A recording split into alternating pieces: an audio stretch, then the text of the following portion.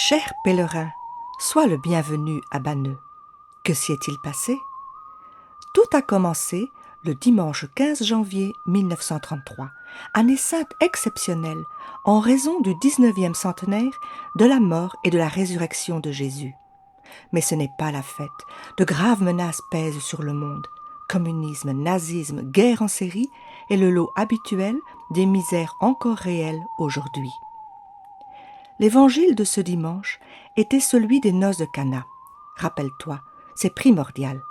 Marie s'est aperçue que le vin manquait. Affectueusement, elle en fait son souci et s'empresse de le partager avec Jésus. Ils n'ont plus de vin. La réponse de Jésus est merveilleuse. « Femme, que ferons-nous, moi et toi, car mon heure n'est pas encore venue. » Jésus et Marie agissent toujours ensemble. Tout ce qu'ils font est fruit de deux cœurs brûlants d'amour. Tout ce qu'ils feront sera fruit de deux cœurs réunis. Ainsi, toutes les interventions de Marie amènent à Jésus.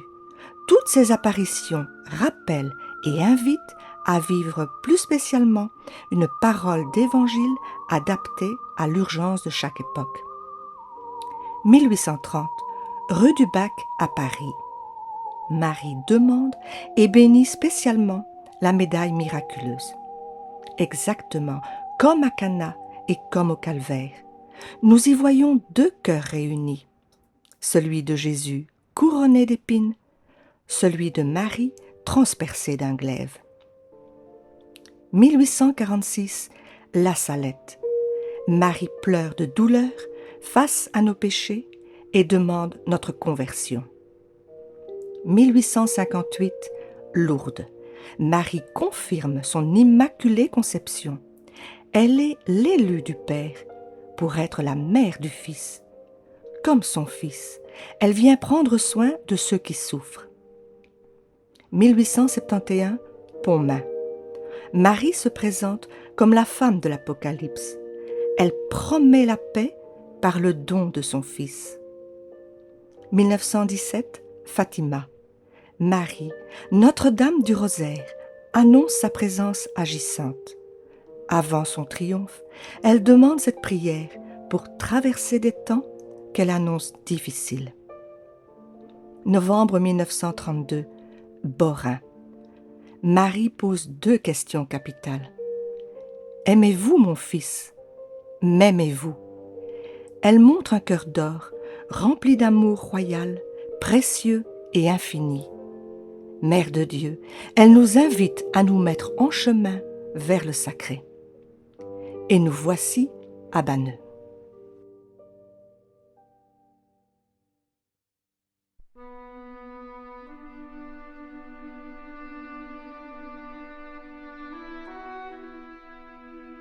En ce dimanche 15 janvier 1933, neige et glace ont envahi la Fagne.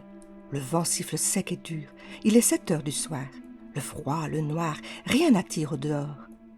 Mariette est accoudée à la fenêtre de la cuisine, face au jardinet. Elle guette le retour de son frère Julien, tout en surveillant le sommeil du dernier-né. Soudain, elle aperçoit dans le jardinet une dame, lumineuse, debout, immobile, légèrement penchée vers la gauche. « Oh, maman !» s'écrie-t-elle. « Une belle dame dans le jardin !» Mariette prend peur, court auprès de sa maman qui l'accompagne à la fenêtre. Elle aussi aperçoit une forme lumineuse, imprécise. « Une sorcière !» s'écrie la maman. Mais Mariette vient de remarquer la ceinture bleue et réplique. « Non, maman, je te dis que c'est la Sainte Vierge. Elle me sourit, elle est tellement belle. » Apaisée, Mariette prend un chapelet, le récite et contemple l'apparition avec ravissement. Voici que la dame fait un signe d'appel. Mariette comprend l'invitation et quitte la fenêtre pour sortir. La maman, toujours craintive, s'y oppose et ferme la porte à clé. L'enfant retourne à la fenêtre, mais la belle dame a disparu. Mercredi 18 janvier, 7 heures du soir. Mariette, dominant sa peur habituelle de l'obscurité, sort de la maison, se met à genoux dans le sentier. Elle prie tout bas et regarde l'endroit, un peu au-dessus du sol, où la dame s'est montrée le dimanche précédent. Soudain, elle tend les bras. La dame lui apparaît au-dessus du bois, d'abord toute petite, puis grandissant à mesure qu'elle approche. Portée par une nuée, elle s'arrête à quelques pas de Mariette. L'enfant pris tout bas, le chapelet en main, le regard vers le haut. Dans une attitude de prière, elle contemple la dame qui sourit et remue doucement les lèvres. Le sourire de Marie pénètre le cœur de l'enfant. La candeur de Mariette s'ouvre et s'illumine à la grâce de la présence céleste. Cette prière de ravissement se prolonge environ 20 minutes. Puis, la dame appelle d'un signe de la main et s'éloigne à reculons. Mariette la suit, franchit la clôture et s'engage sur le chemin. Son père lui crie de revenir, mais sans se retourner, elle lui répond « Elle m'appelle !» Soudain, elle s'arrête, tombe à genoux, récite des ave, se relève pour continuer son chemin. Un peu plus loin, elle retombe. Accompagnée de 2 villageois, son papa la suit. Il entend le choc des genoux heurtant le sol gelé. À nouveau, elle se relève, obéissant au geste d'appel de la dame qui reprend son glissement en arrière. Brusquement, elle tourne vers une source qui suinte, mi-gelée, en contrebas du chemin.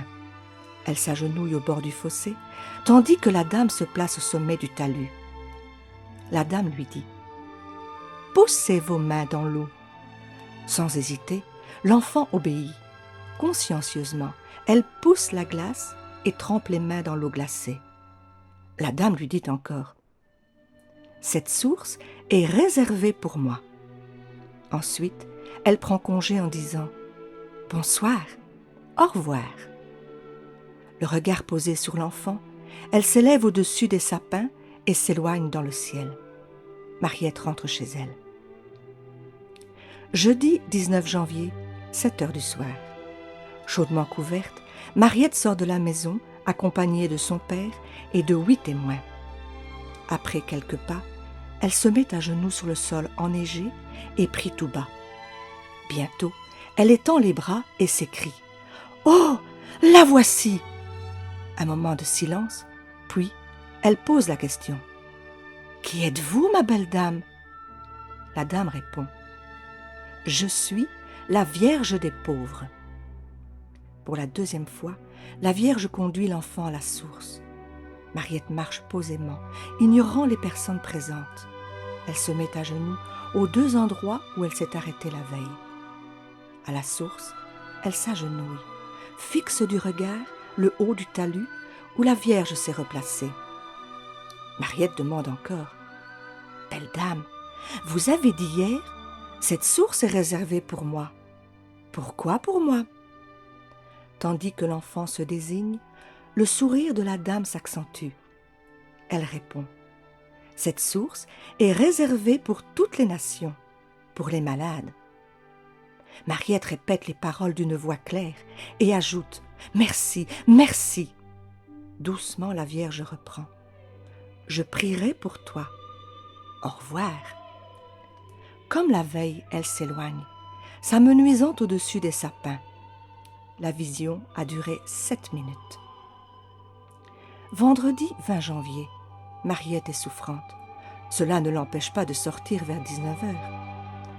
Agenouillée dans le jardinet, elle récite le chapelet. Après 2 minutes, elle s'écrie « La voici !» Peu après, elle demande d'une voix claire « Que désirez-vous, ma belle dame ?» Les mains jointes, la Vierge répond « Je désirerais une petite chapelle. » Sans écarter les mains de sa poitrine, elle les étend ouvertes sur la fillette. Levant la main droite, elle trace le signe de la croix pour la bénir et disparaît.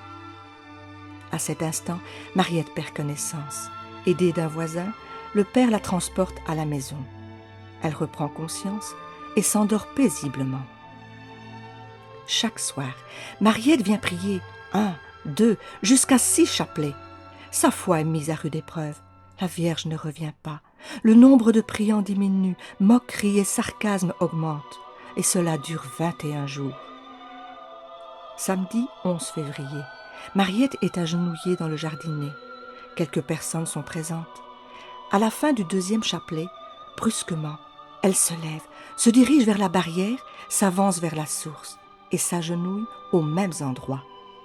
Face au talus, elle se met à genoux, se penche, plonge la main dans l'eau glacée, puis se signe avec la croix de son chapelet.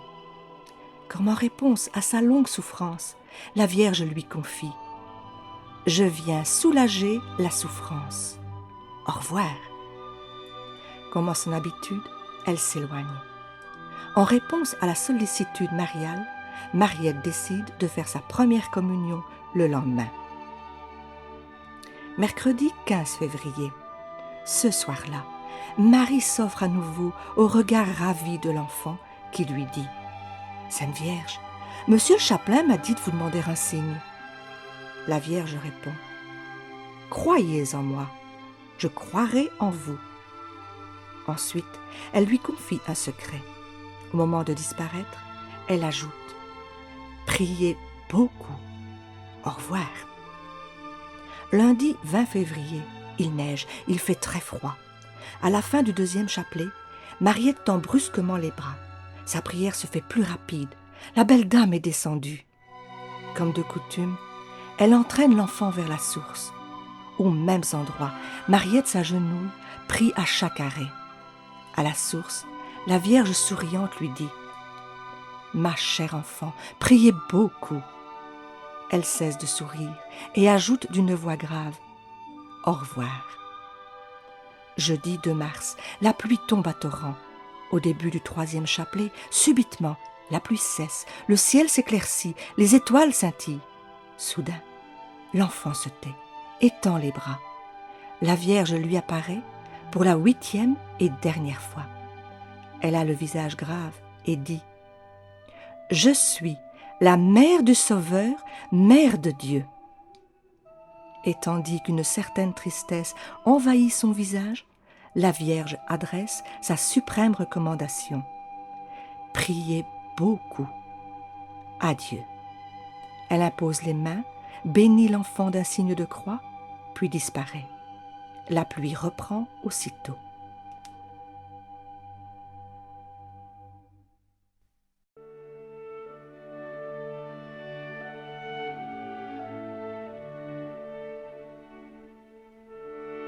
Banneux, c'est comme un merveilleux jardin fleuri. Quelques fleurs attireront ton regard, retiendront ton attention et t'inviteront à percevoir le message et à le vivre. Élève ton cœur, ton âme. La géographie des lieux t'y a déjà invité. Il a fallu que tu montes des vallées environnantes pour atteindre le plateau schisteux de ce coin des Ardennes. Il faudra monter du niveau de tes préoccupations quotidiennes pour atteindre le niveau plus élevé d'une rencontre spirituelle. Le nom de Banneux vient du mot banalité. Depuis le Moyen Âge, les habitants jouissent d'un droit d'usage gratuit des prés et des bois. Les bergers des temps bibliques jouissaient déjà de ces droits. Toi aussi, sois pauvre et berger ici à Banneux et chez toi. Depuis 1918, les habitants appellent leur village Banneux Notre-Dame. Ils remercient ainsi la Vierge de les avoir préservés pendant la Première Guerre mondiale. Ils avaient en effet consacré leur village à Marie. Celle-ci y répond généreusement. Que de grâce peut-elle t'accorder si tu te consacres à elle? Les habitants de Banneux connaissent une certaine indigence matérielle, surtout en hiver. L'indigence spirituelle y est grande, la pratique faible. Ils sont même sollicités par des propagandes anti-Dieu. La maison ouvrière, construite par le père Bécaud, est située à l'extrémité du hameau appelé Fange. Fange ou Fagne signifie boue, glaise. Voici ainsi évoquée la situation morale dans laquelle se trouve toute l'humanité actuelle. L'homme est pourtant appelé à toute autre chose. Toi aussi, tu es appelé à une plus grande dignité. La famille Bécaud? Un père sans travail, une maman débordée. Pour eux, la vie est dure. Mariette, l'aînée de 7 enfants, n'a pas 12 ans. Sa date de naissance est pour nous un vrai symbole. Elle est née le 25 mars 1921, fête de l'Annonciation. Mais cette année-là, ce jour, est aussi le Vendredi Saint. Le lien entre Marie et Jésus est donc bien marqué. Partant du jardin de rencontre, une présence discrète désire te guider vers la source de vie. Ce chemin est un cadeau du Père, un chemin de vie avec Marie. Avec tous les autres ici présents, Marie t'amène à son Fils. Ce chemin, tu peux le prendre en marchant lentement, consciemment, accueillant cette présence, affinant ton cœur et questionnant ta vie. 3 dalles au sol marquent les chutes de prière de Mariette. Arrête-toi pour y faire mémoire. L'eau de la source, belle, transparente, pure, apaise les cœurs brisés, redresse les corps fatigués. L'eau précieuse qui descend des cieux, c'est Jésus, source d'humilité et de fécondité. Dans la langue de Jésus et de Marie, on parlait des eaux comme un avant-goût des cieux. Pour mieux réaliser la grandeur de ton baptême, retiens qu'il y a une affinité sacrée entre les eaux et le nom de Jésus glorieux. En hiver, l'eau est recouverte d'une épaisse couche de glace. Amené à la briser, tu atteindras Jésus, source de vie. Une fois la glace brisée, découvre le message de Banneux, admirable de simplicité, de profondeur. Que de choses dites en quelques mots. Rien d'une thèse de théologie, rien d'un traité de morale. Non, une gerbe de lumière qui pénètre tout ce qu'elle touche. Je suis la Vierge des pauvres. À Lourdes, Marie, l'Immaculée, regarde le ciel. À Beaurain, elle dévoile son cœur. À Banneux, elle regarde avec amour Mariette, sa famille, sa maison, son hameau, la fagne, la terre. En se disant vierge, c'est le mystère du Christ que Marie vient proclamer. Le Verbe divin s'est fait chair en elle, totalement Dieu, totalement homme, sans intervention humaine. Marie est réservée à Dieu, par Dieu, pour Dieu. Elle est la bénie entre toutes les femmes. Vierge des pauvres, ne confonds pas la pauvreté avec la misère. La pauvreté, c'est une manière de vivre. Si tu possèdes pour toi, si tes mains, ton cœur ou ton esprit restent fermés, si tu te regardes avec suffisance, si la force, le pouvoir, la combine ou l'argent te permettent tout, tu n'es pas pauvre. Heureux les pauvres, ils seront riches de Dieu. Aux mains tendues qui se donnent en prière, Dieu peut tout donner. Dieu peut se donner par Marie, sa fille, sa mère, matrice de toute vie divine. Où trouveras-tu ces pauvres? Là où il y a accueil, là où la porte est ouverte, là où il y a humilité et cœur, là où un certain regard te questionne et t'invite à vivre. À Banneux, l'hospitalité veut se vivre. Ton proche n'a peut-être plus rien ou très peu parce qu'il a perdu sa dignité, son titre ou son travail. L'un des siens, sa maison, sa santé, son savoir, sa certitude ou sa lucidité. Mais son regard, sa main ou sa bouche crie de tout cœur à Dieu comme à toi. Viens, je t'attends, tu es ma joie. Que peux-tu faire alors? À nous, ses enfants, Marie dit, poussez vos mains.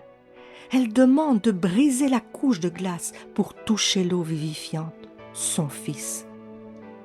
Il faut vouloir briser la froideur du regard, de la pensée, du cœur, d'une vie où Dieu est peut-être loin, absent ou rejeté. Et Marie donne une précision merveilleuse. Vos mains, ces mains qui vont à la rencontre, touchent, donnent, accueille. Ces mains qui parlent, se tendent, concrétisent. Ces mains qui caressent la création, jardinent, construisent, nourrissent, relèvent, apaisent, soulagent, guérissent. Tes mains, ce matin, ont-elles caressé ton enfant? Ont-elles béni le pain? Se sont-elles posées sur la tête de l'adolescent pour bénir son idéal? Se sont-elles jointes pour prier? Se sont-elles ouvertes à d'autres mains? Ont-elles serré tendrement ton vieux père, ta mère souffrante? Ont-elles caressé ton conjoint? Ont-elles exprimé ton pardon? Pousse-les dans les eaux de cette source pour que Jésus les imprègne et en fasse des instruments de paix, de louange, d'amour. Brise les glaces du passé, sens la fraîcheur de Jésus, sens la chaleur de tes mains renouvelées. Revis ton baptême, bois les paroles de vie, retrouve les sacrements, rencontre tes frères. Voilà tout ce que Marie te dit en quelques mots.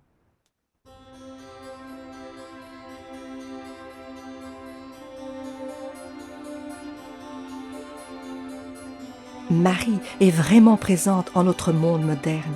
Ce dernier est devenu très petit, la Chine, l'Amérique, l'Afrique, c'est tout proche. Marie est là pour tous les hommes de toutes couleurs, de toute race, de toute langue, de toute culture. Elle résume tout cela en nous parlant de nation. Marie ne veut ni repli, ni barrière, ni domination, ni exploitation.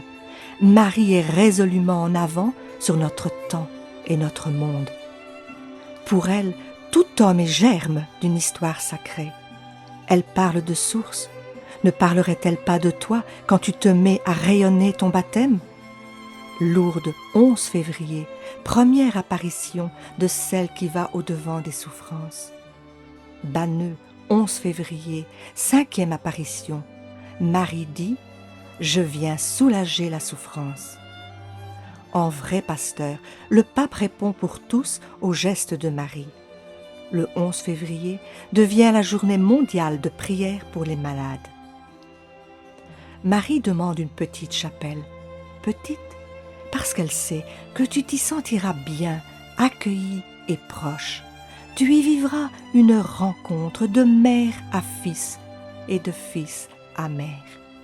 Ta naissance y devient certitude. Ta renaissance peut devenir fruit. Si tu le veux, te voici à l'abri, sous le manteau d'une maman, en cœur à cœur, comme un enfant au chaud de l'amour, qui se refait des forces pour entendre et répondre à un appel bien concret, vers les autres et surtout vers Jésus. À Banneux, la chapelle est comme une tente plantée parmi nous, une tente à 3 portails pour rencontrer celle que Jésus appelle Isha, femme, Marie, fille du Père, mère du Fils, épouse de l'Esprit. Une maman comprend les souffrances de ses enfants. Elle leur ouvre souvent une autre perspective. À Banneux, fidèle au rosaire, sans nouvelle apparition de Marie, Mariette connaît, à l'instar du prophète Daniel, une longue attente silencieuse de 21 jours. Marie ne peut que nous ramener à mieux comprendre Jésus. Ici, discrètement, elle nous invite à retrouver notre nature humaine symbolisée au centre du nom de Yeshua. Oui, Jésus a tout repris et remis en Dieu. Oui, notre humanité est pour toujours au cœur du divin, avec nos souffrances, nos faiblesses, nos péchés. Devant la miséricorde divine, blessée par notre péché, il ne reste que la souffrance, car la faute est effacée. Assumée par Jésus et partagée avec Marie, la souffrance devient pour nous plus supportable. D'abord regardée comme une occasion de dépassement et de réparation, la souffrance devient ensuite participation à l'amour perçu. Derrière ta souffrance et ta mort, comme derrière sa souffrance et sa mort, il y a la résurrection, La perspective de cette autre vie soulage la peine du moment présent. Transformée en douleur d'un enfantement, cette peine débouche sur la joie d'une vie d'amour infini. Il faut y croire. Croire, c'est donner son cœur. Via Mariette, la Vierge s'adresse au chapelain et à nous qui doutons. Donne-moi ton cœur, ton affection, je te donnerai mon cœur et sa lumière. C'est un appel à une démarche plus grande que celle de l'intelligence. Focalise tout ton être vers un monde d'amour, pas seulement ta tête, mais ta tête, ton cœur, tes mains plongées en Jésus. Peut-être qu'aujourd'hui, Marie te dirait « S'il te plaît, offre-moi un autre niveau de relation. » Marie converse avec ses enfants en un cœur à cœur que nous appelons prière. Prier, c'est la respiration de ton âme. Comme tu inspires, remplis ton âme, ton cœur, tes forces de la vie qui vient d'en haut. Comme tu expires, vide ton être de tout ce que tu as brûlé dans l'amour de tes frères. Comme tu prends un temps d'arrêt pour sentir le besoin d'être, avant de réinspirer, prends conscience du besoin de Dieu, de l'attente de ton frère. Prier avec Marie, c'est créer et respecter des lieux de silence. Le jardin de la rencontre, l'atmosphère de la chapelle, le chemin de progression, la source de vie. Prier avec Marie, c'est laisser l'Esprit Saint prier en toi. C'est goûter du silence autour de toi, du silence en toi, pour entendre le murmure, la parole de tendresse de ton Dieu, auteur de ta joie. Comme Mariette, puisses-tu entendre Marie te dire « Cher enfant », c'est l'expression de toute sa tendresse maternelle.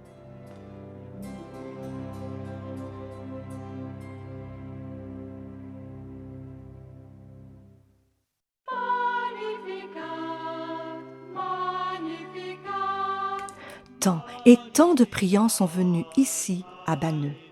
Regarde le réconfort et les guérisons dont la Vierge leur fait cadeau. En voici une. Monseigneur Kerkhoffs, évêque de Liège, avait demandé à la Vierge de guérir sœur Ludgarde, supérieure de clinique et conseillère de Mariette. Le 21 août 1937, la sœur se sentit soudain guérie d'une décalcification générale. Aussi, grande fut la joie de tous lorsque l'évêque, exaucé et recevant des dizaines de témoignages de partout, autorisa officiellement le culte de la Vierge des pauvres le 19 mars 1942 et proclama la reconnaissance des apparitions le 22 août 1949. La signature finale du message de Banneux est grandiose. Marie se présente par deux expressions qui se suivent. Mère du Sauveur. Sauveur, le nom de Jésus vient d'en haut. Joseph l'a reçu en songe. Marie l'a entendu de l'ange. Yeshua, comme tous les noms hébreux, il annonce le programme. Dieu sauve. Marie peut vraiment dire « Je suis la mère du Sauveur ». Mais après sa résurrection, Jésus reçoit un nom nouveau, un nom que le Sanhédrin refuse, un nom que les apôtres proclament poussés par l'Esprit. Yeshua, le nom nouveau devant lequel tout genou fléchit, nous dit saint Paul. Le nom donné à Moïse, mais insérant désormais en son centre le symbole de la nature humaine. À chaque signe de croix, l'Église nous donne ce nom en croix. Depuis la résurrection et l'ascension, Marie peut vraiment dire « Je suis la mère de Dieu, fille du Père, réservée à celui à qui j'ai dit oui, mère du Fils à qui je donne nature humaine, épouse de l'Esprit et ainsi porteuse d'amour. » À Banneux, Marie résume toute l'histoire du salut. Je suis la mère du Sauveur, mère de Jésus terrestre. Je suis la mère de Dieu, mère de Jésus glorieux. Porteuse d'amour, vierge des pauvres, vénérée dans le monde entier, Marie s'adresse à chacun. Laisse-moi te conduire vers Jésus et vers le Père. Je désire tant déposer mon oui en ton cœur et ainsi faire renaître Jésus en toi. Cher enfant, unique à nos yeux, pour mon fils et pour moi, sois pauvre de cœur, accueille notre présence, ouvre-toi à notre action, brûle comme un cierge de prière et proclame toute la richesse reçue à tes frères rencontrés.